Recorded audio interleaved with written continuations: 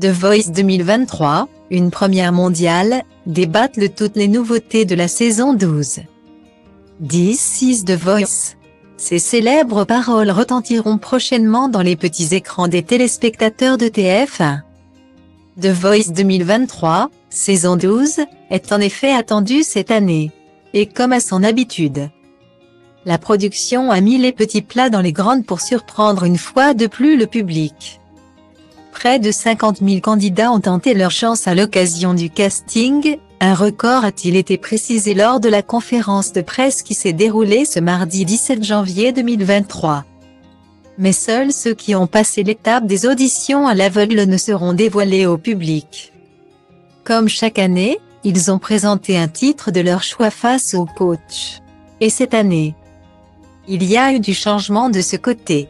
Si Amel Ban et Vianney ont rempilé, le public aura le plaisir de retrouver Zazie et de découvrir les premiers pas des rappeurs Big Flo et Oli, qui auront un buzz pour deux, dans l'émission présentée par Nikos Aliaga.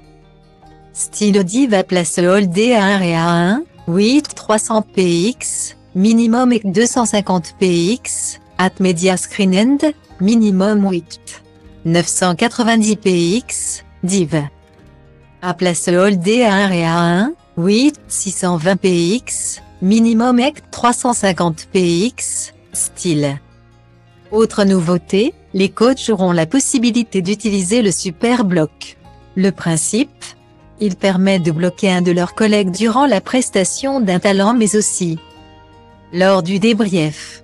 Une grande première mondiale. Un moyen supplémentaire de se battre pour convaincre un talent d'intégrer leur équipe. Amel Ban, Vianney, Zazie, Big Flo et Oli auront en outre la possibilité de vivre l'étape des battles d'une manière totalement différente puisque leurs fauteuils seront installés au centre de la scène. Une immersion totale. Les talents sélectionnés iront ensuite au cross battle où seul le public vote. Puis les attendent les super cross battles, un super coach interviendra pour aider le public à voter. Cette année, la chanson française a davantage été choisie par les talents comme l'a précisé Pascal Guix, directeur artistique de l'émission. Pour Zazie, c'est un bon moyen pour eux de mettre du sens dans ce qu'ils chantent et cela donne lieu à un travail de coaching plus intéressant et plus émouvant. C'est aussi une façon de soutenir la chanson française dans sa globalité.